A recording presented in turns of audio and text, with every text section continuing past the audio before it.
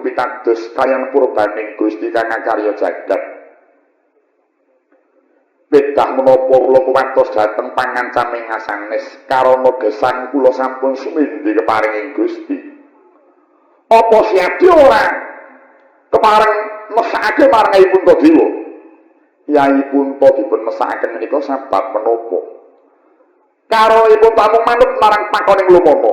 Manutipun Yai Punta boten perlu dipun kuwatosaken karana Yai Punta ingkang sampun mundi jimat pustaka kalima sada. Soka tiyang ingkang sampun mundi kelima sada raos kuwatos menika boten wonten karana sampun pitados kaliyan pangeran. Naminipun kemawon kelima sada saking tembung kalima sada. Kalima menika gansal sada menika nenem. Ingkang mengkupi kajeng Yai Punta sugengipun tansah ngrasuk rukun gansal kuwi rukun nenem. Mila raos kuwatos menika boten wonten. Upama Yai Prabu ora mesake Yai Punta ya mung werkodarane kuwi di. Kok benek lawan adat. Adat sing wis yen Werkodara krungu negarane cilik dirasani gedhe arep dibedah banjur ngamuk. Lah kok Werkodara ya mung manut wae marang pakoning lumana ki Werkodara apa kuwi? Manutipun Nyai Bratasena inggih boten kenging dipun kuwatosaken. Menapa Papa Prabu boten kamutang nalika Werkodara swita dhateng Bapa Durna. Dipun ninggahaken Gunung Candramuka inggih nderek, dipun seguraken samudra inggih boten suwala. Manut ingkang linandharan watak temen ati suci tumindak jujur. Menika tansah pinayungan dening Gusti kang karya jagat. Mila boten perlu Papa Prabu nguwatosaken dhateng pun Werkodara. Pancen tak akoni kok, Dik. Aku iki tuwa siap iki mending wis tak titeni. Aku rembugan karo kowe kok menang iki kapan? Menika boten perkawis kawon tuwin mimpang kula namung ngemutaken dhateng Koko Prabu. Selawasipun ora pakai disoiring yen isih nyuwun marang rai lumana kuwi. Menawi Koko Prabu menika kepareng enget dhateng sabdaning bini sepuh kula kinten badhe saged ngendhaleni dhateng hawa nafsunipun Koko Prabu. Piye? Menawi mimpang kalian manungsa menika namung limrah. Ingkang sinebat mimpang sejatos menika menawi sampun saged menang kaliyan nafsunipun piyambak menika mujudaken menang ingkang sejati. Mila Koko Prabu kula namung ngemutaken paduka menika saya sepuh saya mindak Yosua keparenga Pradyanta sawetawis penggalih paduka sampun ngantos kumarangsang temah kemrungsung angrangsang dhateng ingkang dereng tinanten menika manggil lepat.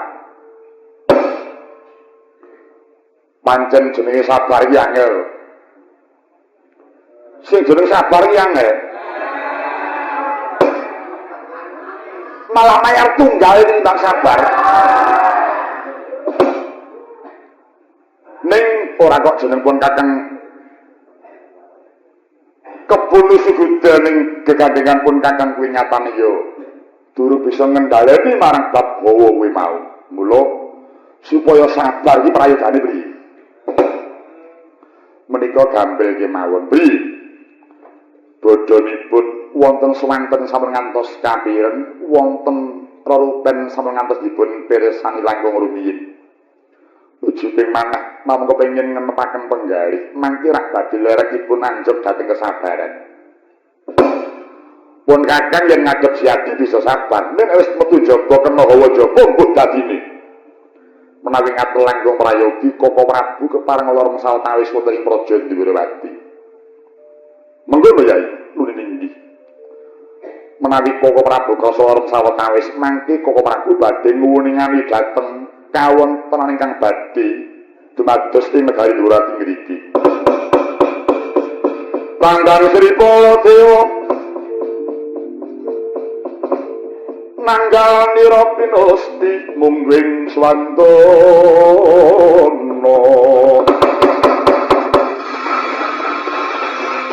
Mulak lel pancatna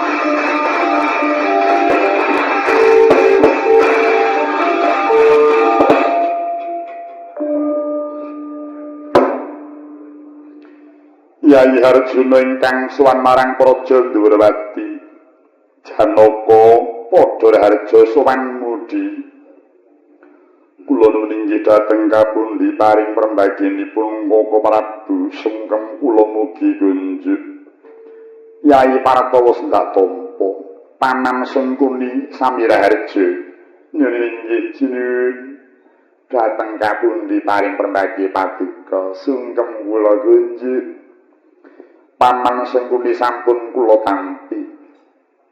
Wargadara prayogatna yadi, ya kaya ora kurang kepenak kok ngadhep Sliteng tresna kakangku. Koko Prabu mboten bagekaken Janaka. Ora. Aku arep ajar sabar. Ana swara ora arep tak rungokke, ana rupa ora arep tak dulu. Aku arep ajar karo sabar.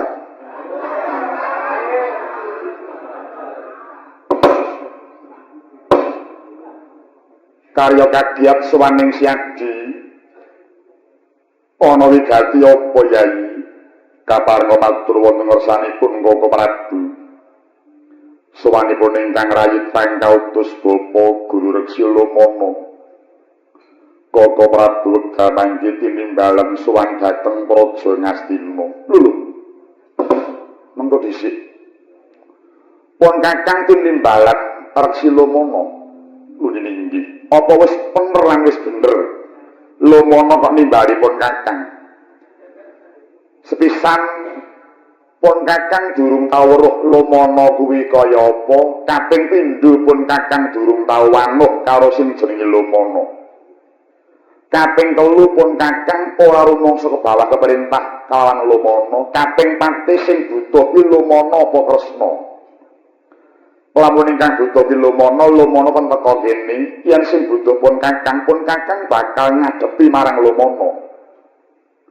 Kula minangka wakilipun Sang Reksi Lomono, aku ora nampa wakilan. Ditata sing apik. Satriya kondang kuncara mung gelem dadi wakilan.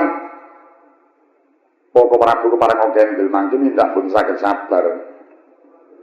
Iya. Anggere nyebut Lomono kok. Wah. Mungkuk-mungkuk kan. Menawi ngaten Koko Prabu sampun tega kaliyan Pandhawa. Lho. Kok siadi maturipun Kakang tega marang Pandhawa kuwi dasare apa? Wekdal mangke Pandhawa sampun meguru dhateng Reksi Lomono. Perkara Pandhawa meguru marang Lomono kuwi dudu butuh kuning butuhe Pandhawa dhewe. Meguru ya karepmu ora ya karepku wong kuwi urusane dhewe.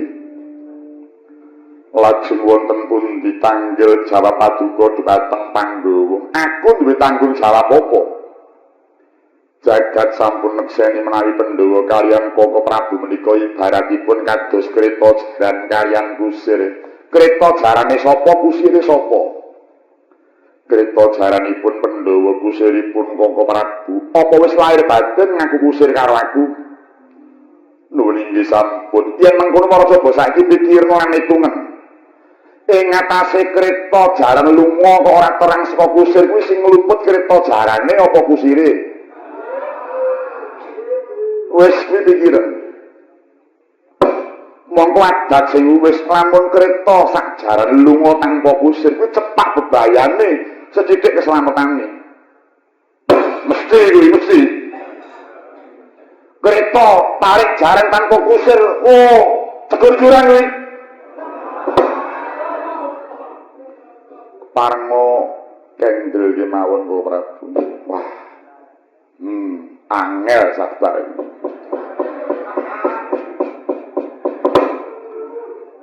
Janaka pun kakang iku nggumun setahun jemblong serendeng lamun nyumurupi marang kahananing Siadi.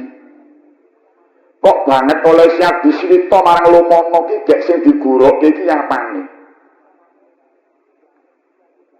Pun kakang midhanget Kyai Janaka bakal nggayuh kawruh kasampurnan. Lah apa kira-kira Ngamarta ki kurang wong pinter? Kurang pinter apa yang abiyasa? Rak wis ana pilihane dhewe-dhewe.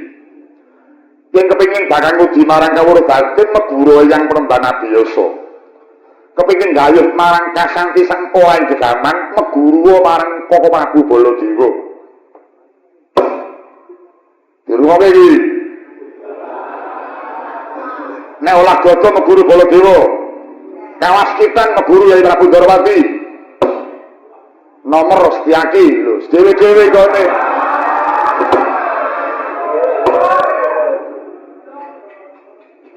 Tuku ora tau. Mbok menawa.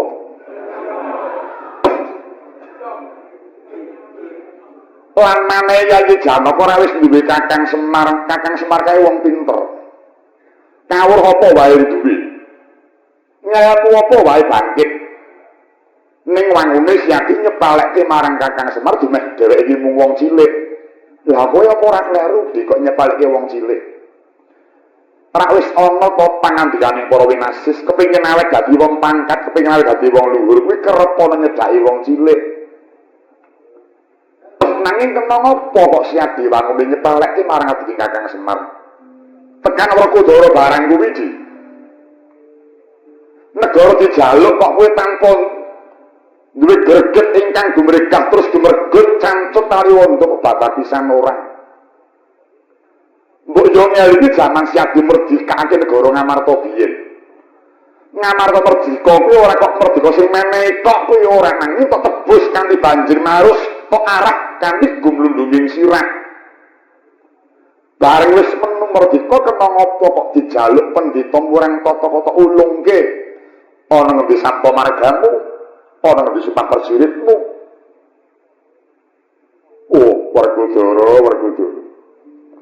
Aja padha anut lekasing Yayi Puntadewa. Aku ngerti. Yayi Senaparta padha melu meguru sabab wedi marang Yayi Puntadewa nanging sumurupa. Kenapa Ngamarta kuwi pinter kang tanpa guru sekti tanpa aji lupa teguh senjata tawa. Tata lair meguru marang Lumana ning sapa ngerti yen Yayi Punta bakal njajaki tekan ngendi jero sak ilmu ning si Lumana. Ora mung saka landhep dengko pamikirmu Janaka.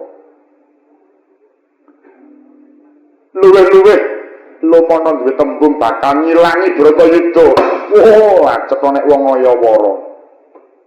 Kuwi jangkaning jagat gelem ora gelem kudu dadi. Marga Bratayuda kuwi ora mung kuwi tok akeh panunggalane terus pawana sing lakon.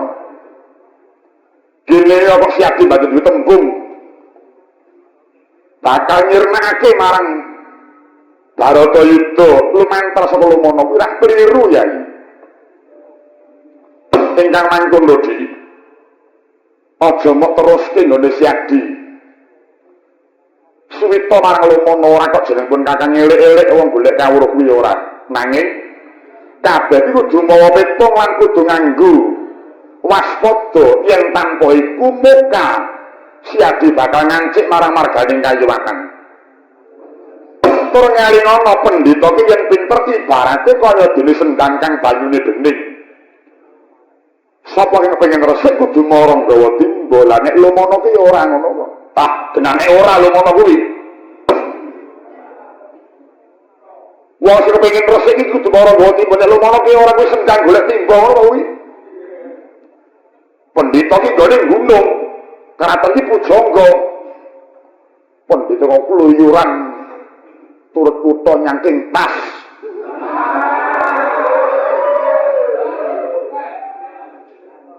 Lagi sadol buku iki aku pendhita. Wis golek ngelmu apa sasal jadi aku duwe. Ruwatan aku duwe ning pira lho. Piye kuwi?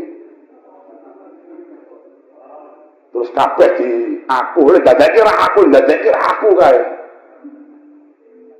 Iya, ketok lagi di aku. Dadake iki bilung kae dadake. Ketok moto di aku. Ora cocok mungsuhi. Mitengah pendhita apa? Lagi wandane kaya pincuk ora ada guru. Tanpa dewi bawa belas. Karepe mulang ning melek. No, ulang ning semene. Apa? Melek kok ngayun kaya aku suci. Nggo tesbah. Mulama sing tenang iki ketok pamore. Yai kewe apa buron. Boy-boy aku sanyel pikirku. Den. Mas yo tandani. Padha lanange. Mitenah wong sak karepe dhewe. Kon gugu sak karepe. Mangke boten sabar yo, Ben. Ciri wanci. Boleh sabar iki.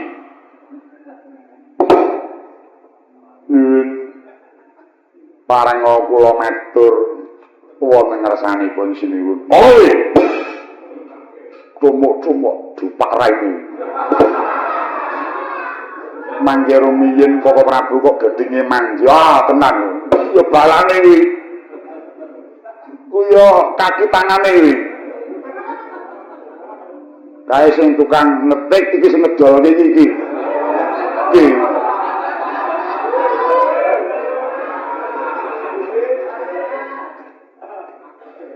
Sinuwun pareng kula munjut. Pun menapa paman? Inggih, kula menika ngangkeni sinuwun menika narendra ingkang wasis micara. Nyamuti bilih sinuwun menika titih Sang Hyang Wisnu. Wisnu menika diraning banyu menika penguripan. Menawi penggesangan lampah ajeg manjing dados ketentreman tegesipun Sang Hyang Wisnu tukang nentremaken tiyang. Ning kok namung swantenipun tok mboten ngantos dumugi nyatanipun buktinipun. Paduka kula lakaken narendra ingkang jahil mutadir. Pandhawa meguru marang Lumana kok dielekke. Sak elek-eleke wong meguru iki tetep apik margi nggayuh kawruh mudi ngelmi. Namung sareng kula raos jebul wonten underanipun. Oh, upama jahil ya memper. Marga nuwun sewu ambak ratu ya wis kaya kemlajean. Nek ora nemplek Pandhawa ora urip. Mula nek nganti Pandhawa kesuwen melu Lumana njur sing ditempleki Ratu Ndarawati mati dening aku.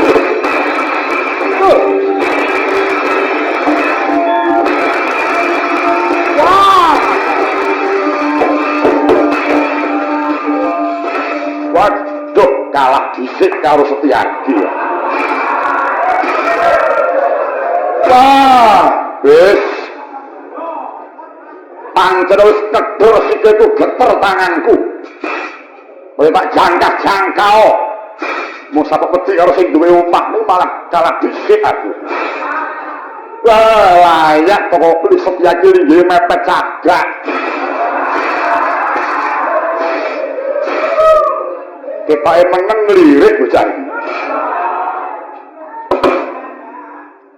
Koko Prabu Setyaki menika lari keras budi kirang taliti keladuk wani kirang kejugi.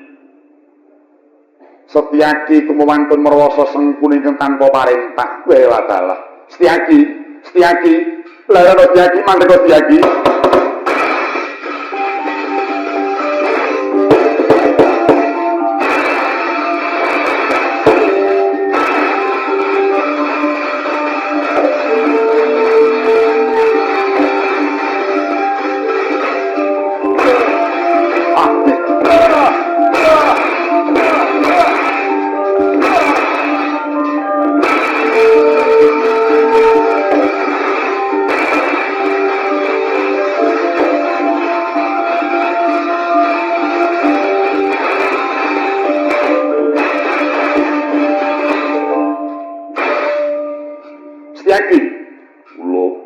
leren iki. Mara saiki pun Kakang bakal takon Wangsulana. Ih, bang menapa? Ratu Dwarawati kuwi sapa? Paduka. Ratune aku. Inggih, Maitasi Purun. Kok nek gelem terus? Lah nek ora gelem, ayo pilihan malih yo. Ada kaya golek mudin wae gampang men.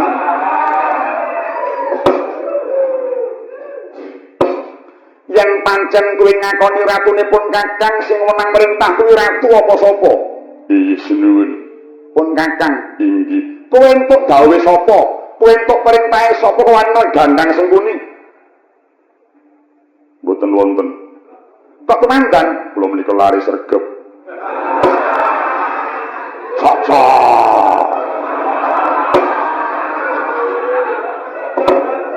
Bocah sregep kok. Nanging sregepmu kuwi luput. Mboten luput, mboten. Buktekno nek ora luput, kula buktekaken. Iya. Kula wonten Dwarawati menika dados menapa? Satriyaning praja utawa senopati, kewajiban kula menapa? Lho. Kowe nguji aku to? Mboten namung kepengin nantisaken. Senopati kuwi pegaweane ngayomi marang para kawula mbetengi praja ngreksa marang Narendra menika ingkang kula inggih gundelan. Kula menika senopati monggo midhanget ratu Gusti kula dipun nina tiyang sanes. Ratune sesembahane pengayomane dina wong liya senopati krungu kok mung meneng wae iki senopati cap apa. Cocok. Kuwi pancen bener ya ngono kuwi senopati iki ngono kuwi. Ngerti kowe batin sampuk ngerti marang kahanan kuwi apik banget Setyaki kuwi. Kowe ora luput kowe bener. Nenggoni oleh berarti senopati. Kowe ora mesti blonjo. Ngerti nang kewajiban ngeling ana nek sing duwe blonjo ki duwite para kawula kula tanjakno komandanmu kuwi bener cocok kuwi bener kuwi. Marga kowe kuwi abdining negara. Krungu ratune dinyek karo wong liya ditandangi. Wis manggon-nggon bener. Aja kok luput iki bener kok kok luput iki piye coba. Menteri kewajiban yang gak dimana sanggeman ini Setyaki iki kok luput piye. Wah Setyaki gue cacatnya orang melu aku Setyaki. Oh pemelu aku tak mudah nih belanjamu tenan gue Setyaki. Tenan gue melu aku tak jajaki tenan gue. Kok Prabu kula menika badhe ngedem Setyaki kok malah paduka penting malipun ndombani. Lho iki bener kok. Iki bener. Lah inggih, namung sami kula pinaken Setyaki menika nderek kula menapa nderek Koko Prabu. Melu kowe nek kuwi ya. Kuwi kancamu rombonganmu aku ora. Lah inggih, ingkang merintah kula kemawon. Aku ya mau ngelengke kok. Setyaki, kula yen pancen kuwi ngerti kewajiban tak akoni. Nanging nyeling ngono, sengkuni kuwi sapa? Dian. Lho, pangkate apa? Patih. Patih Ngastina inggih.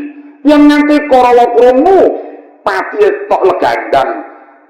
Kurawa nesu apa kowe wani karo Kurawa? Wantun. Waniya! Waniya! Aja samar waniya Pak Dombai. Karo Kurawa ora wani iki Setyaki apa kuwi? Wis Setyaki ditogok waniya. Setyaki kok jirik. Kalah karo Kernet. Karena dia wani gandoli lawang mlaku kok kowe ora. Lah iya. Kowe wani karo Kurawa memper nanging ngeling ngono. Sengkuni teka kene kuwi ora ijen diderekke Yayi Janaka lan Werkudara. Yen nganti Werkudara Janaka ngamuk, apa kowe wani? kepepet iki wantun wangi yo cekake wangi yo wis wis sira gede mati suci mati syahid marko bilang Gustimu wangi yo wis satria kok di ora iki sini waton manggon bener sajan kowe mati ning gandhi gedhe labuhamu jenengmu isih diuri-uri karo sing urip-urip kuwi nek perlu dienggo jeneng jalan Setyaki nek perlu mana digawe reca Setyaki wanio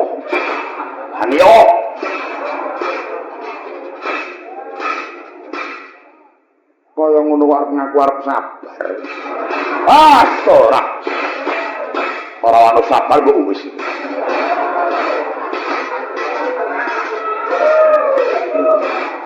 Bapak memuti gambar wujudnya ukuran semene regane semene ora nggarapi kancane dhewe to ya yen pancen wis tok andhep lahir batin pun kakang ora bakal nggondhali marang lekasing Siati jer Siati bakal semarang asmaku ya mung pun kakang ora bakal negake marang Siati welingku marang Siati yen Janaka tumandang kowe dipala menengo wae kowe dipidana aja nganti males karo Janaka menengo wae nganti dipateni pisan kowe aja nganti males Koko Prabu piye menawi Koko Prabu sampun boten kersa kula dhereki kula aturi mejahi wonten mriki mawon Koko Prabu sampun ngantos paduka badhe mejahi kula nabuk nyilih tangan kula inggih ngurung maosi menawi boten saged menapa mila sawetahipun kula sumanggaken Koko Prabu nek ngono ki aku ya melu lara wis terima no Setyaki nek kajeke kowe iki melu kakangmu ki ya wis suwe ana kene apa-apa mung sarwa manut kon ngalor kon ngidul dene kok mung saja diunek-unekke mula kowe iki nek melu ya kaya wong melu ngono aja golek rai dhewe engko ndak kowe malah rusak pikirmu Setyaki monggo kowe iki jane iso ngomong karo kakangmu kon apa-apa ya wis manut kon ngene ya ngene nganti kowe sok kala mangsa lali kuliahmu arep kowe nglabuhi karo kakangmu dhewe kok ya wis terima no Setyaki aku ya ngrumangsane kok ketok aku ya kakang wis dulure tuwa ning aku ya ngrumangsane luputku nabrake montore aku ya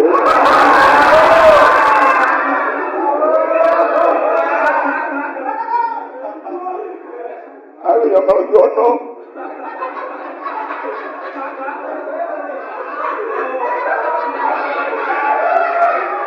wis aku njaluk pamit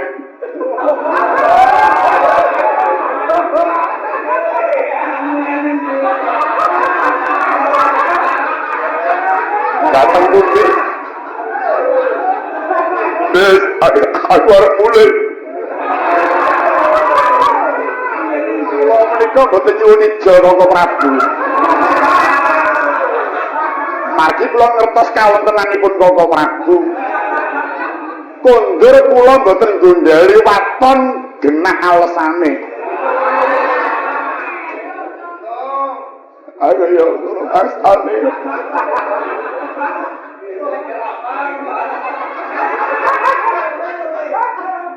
Wong ratu kaya sopir kaya ngono. Benar ya asale.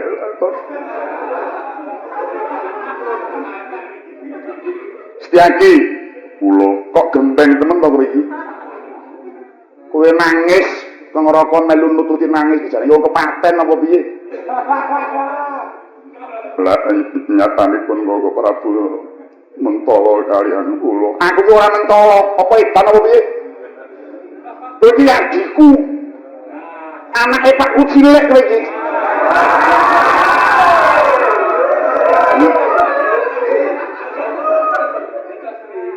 Kowe sak mbakyumu ana kene tak pek bojo mbakyumu. Si Setyabama ki sabab apa aku ngerti. Aku mesake karo kowe. Kowe aja kaya ngono kuwi Setyaki.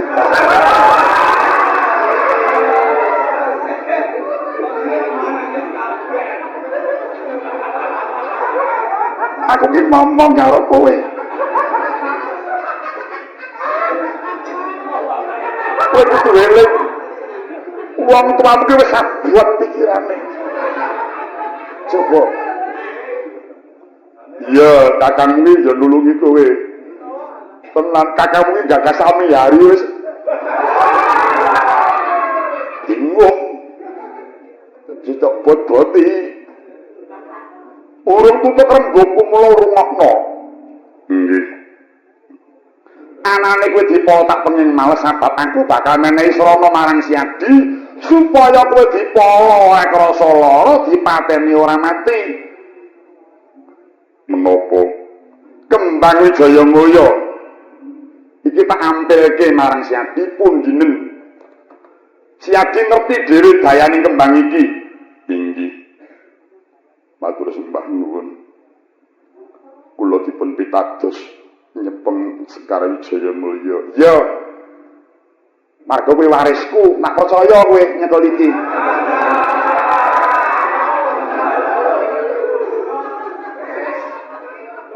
Nih yo sing hati-hati. Aja dirusake. Nek bensin tek njaluk.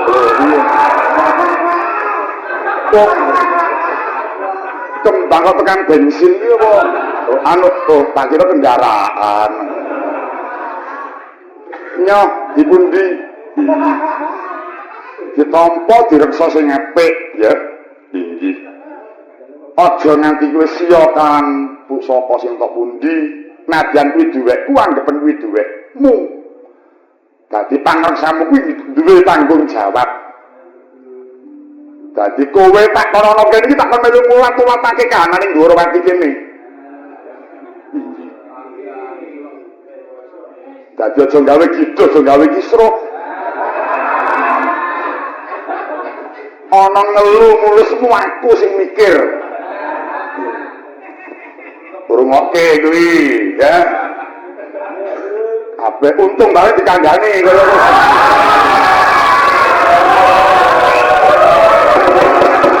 Mudah-mudahan sing wani karo Nirjintaging pangmareng kandung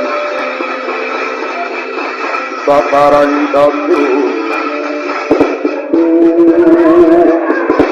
Paring kunci masuk ke perahu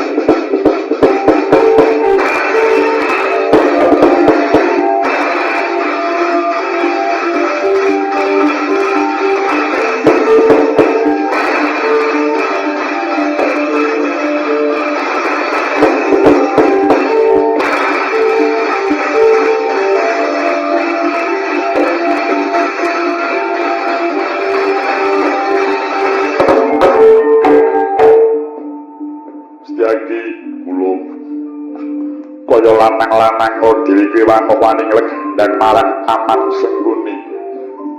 Aja paman kang kok pandang ayeng Harjuna Ayanama. Nyuwun pangapunten Kakang Mas.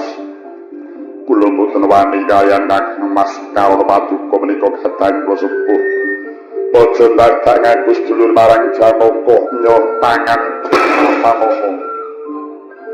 Kowe nyendel-ndelke jumek wong Baturi imut Kang Mas kula menika Kang Rai ngeling apa ayo jano kaya nono aja kaya dewi piye ketibatangan kurasamu piye mboten menapa-menapa ndel-ndel nyuwun pangapunten Mas nyuwun pangapunten adikku kok piye to Setia ki kok kalah iki dudu setia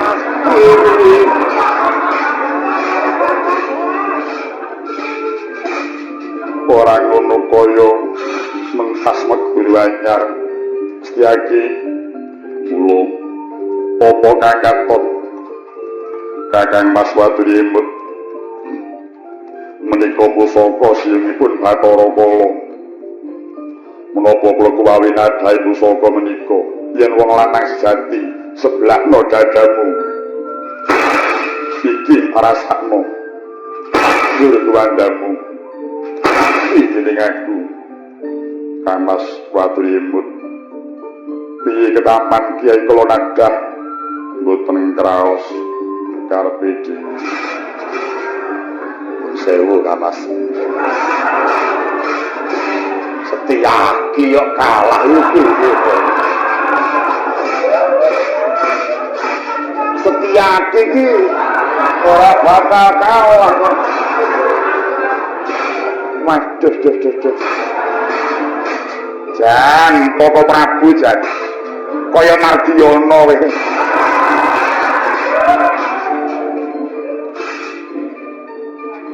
Setia ki ora minggat lepasi jemparing poto gulung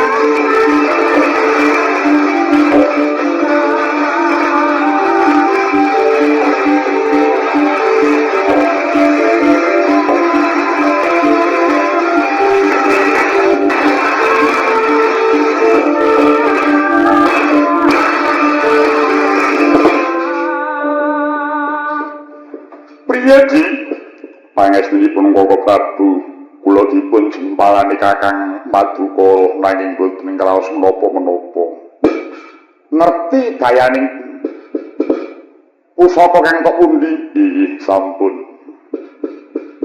legawatimu dereng lho sebabe margi dereng males ora kena wanti-wanti welingku aja nganti kowe males marang Janaka marga kuwi kakangmu nanging kirang lega manah kula kepengin golek lega inggih tak wenehi dalane kados pundi Janaka le mala kan siadi ping pira etungono wae etungono lan celengono nek wis kebak celengamu kowe kena males ning aja nyang Janaka dateng sinten walesno nyang Sengguni wis tok jura tok lulura Sengguni kena ning aja nganti mati mau ora ngendika ngono dados menawi Sengguni kemarin kula pidana iya waton aja nganti mati bareng ben pamit mati ning wah terus ya-yaan ngono bareng wis entuk lilah terus waduh kancane dilangkai ngono anjing nedeng-nedengipun kepengin temandang lah iya terus kok ditabrak ngono ya ora roh iki monggo para aku dipun tirsani ya ditonton kene ya Bro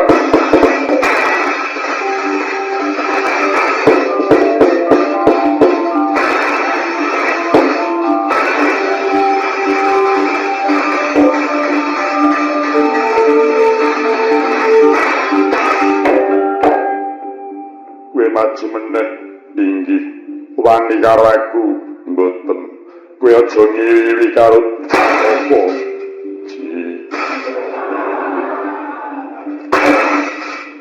gawe. Kowe ngitung apa? Mboten napa-napa. Namung cacah sing nyang wong pira? 35. Gagah hati.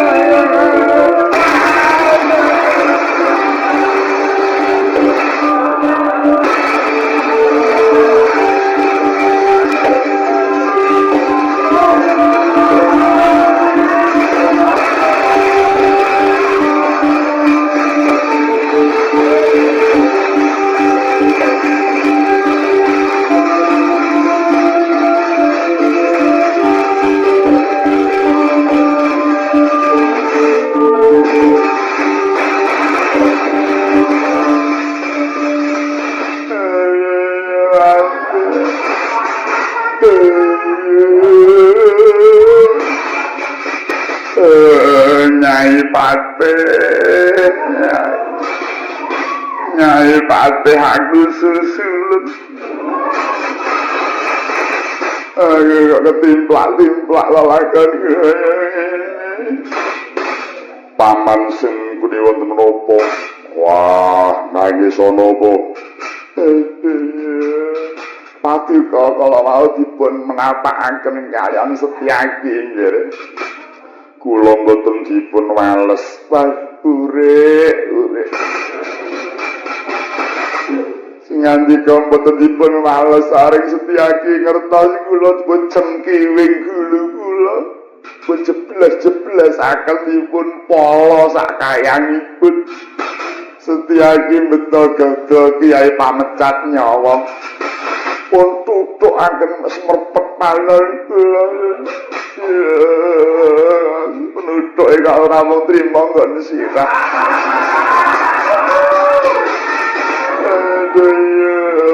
Pundak barang ditutuk.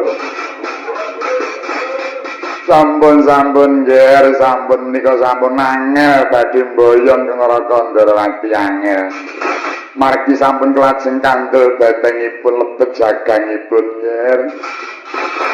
Ya prayogane iki monggo dipun tilar kemawon ger. Dipun tilar kemawon bablas dhateng Karang Kedempel. Kepara mejahe semaripun langkung gampil tinimbang mejahe Prabu Kresna. Kula dherekaken aku trimo bari wae dhisik.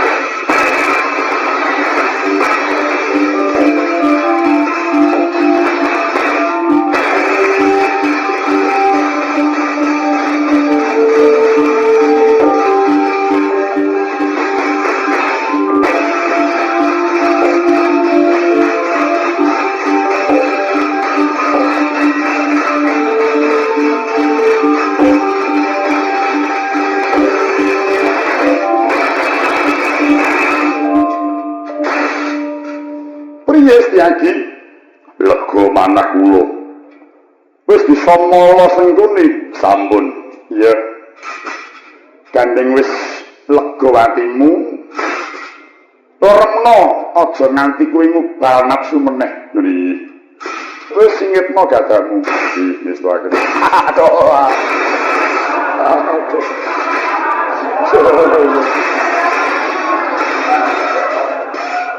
aduh yo iki jange sentimen karo aku. Yo pangapunten mboten ngertos. Ora ngerti kok wis nang mburi nek mau. Aduh yo. Wah. Nganti maneng. Lagi. Wonten dawuh. Mara kembang Jaya Mulya ndak pundhut Bali. Inggih. Marga ndak sawang Kyai Janaka lan Sengkuni wis ninggalake Ndhuwurwati. Inggih menika kapundhut kondur. Iya, ndak pundhut bali. Inggih. Malah dina iki pun Kakang mundhut pamit tindak dhateng pundi. Marga ngerti ya Janaka Sengkuni mau ora bali nyang Praja Ngastina, ning bakal neruske laku nyang Karang Kedempok. Wigati bakal nyirnake marang Kakang Semar. Dudu karepe dhewe lho sik. Well nyang ndi dhateng Karang Kedempok. Mbilani Kakang Semar, kuwi dudu kewajibanmu. Cuma mempeng-mempeng iki kok. Menang kok mempeng-mempeng. Semar menika tiyang alit kutahipun ayom. Iya ning dudu siadi kang tumandang. Mangsa bodho pangreksaning praja pun Kakang bakal tedak marang Karang Kedempok. Lajeng nderekaken Koko Prabu sinten pun Kakang bakal tindak ijen. Lho, ijen iki aku melu lho kok ijen iki. Aku melu ah. Kenging tindak ning nek ora sabar aku mau di iya aku tak sabar wis to. Ning aku melu ah. Ya mesakno to. Aku kok tak ngebis dhewe to melu aku. Apik kaya apa? Wis aku melu. Yen mitku anyar kaya ora to melu. Wis aku melu. Tinggi.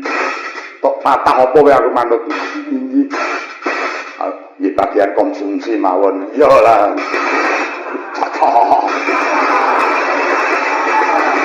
Atur nuwun. Ya pemerataan iki ngono kuwi. Lah iya. Aku konsumsine. Opo?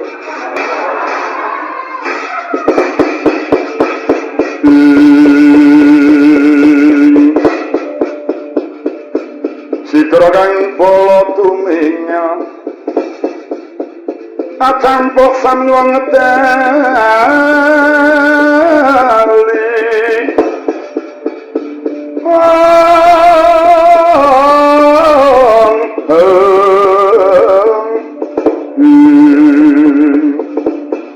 lerkatik wileting gandoan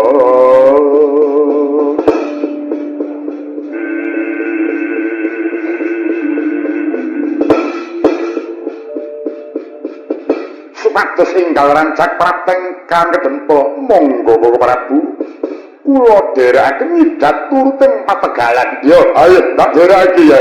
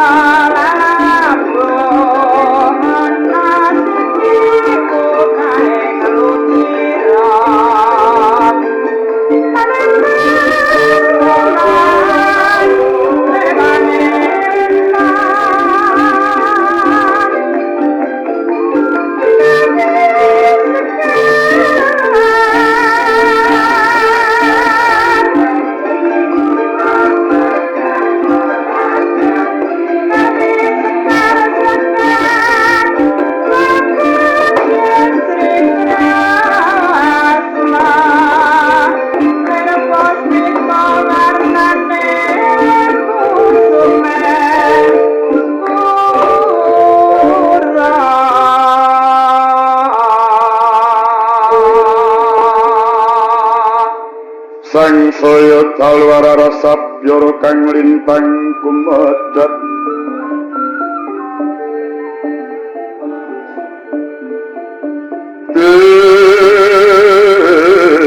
Desunyo tengah wangi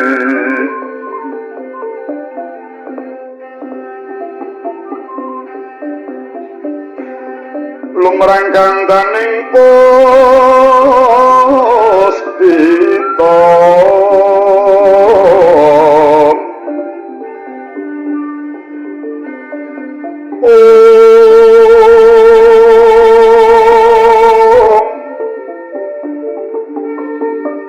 karang iwanting putyanira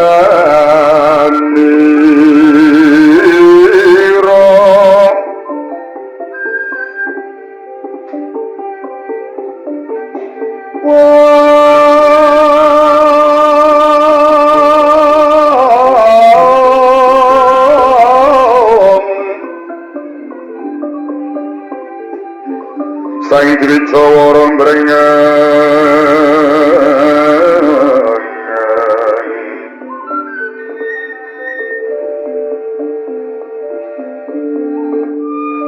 Lurus waraning matu pronto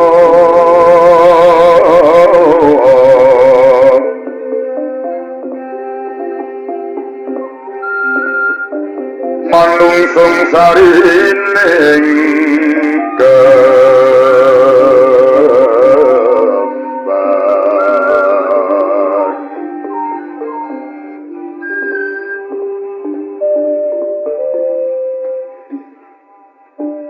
Witeng klopo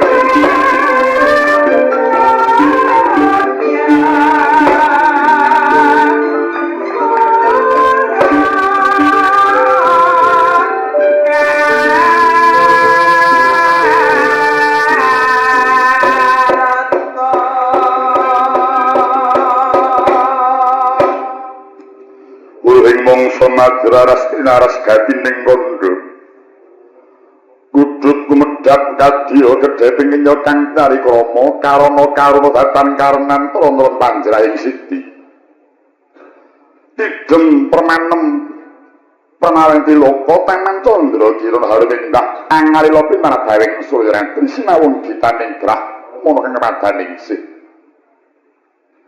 nalika mangke wis dumugi tengahing dalu sinambet ingkang wonten ing karang kadempa Kilurah Nayantaka tansah gegandengan kunca kalang sangya para putra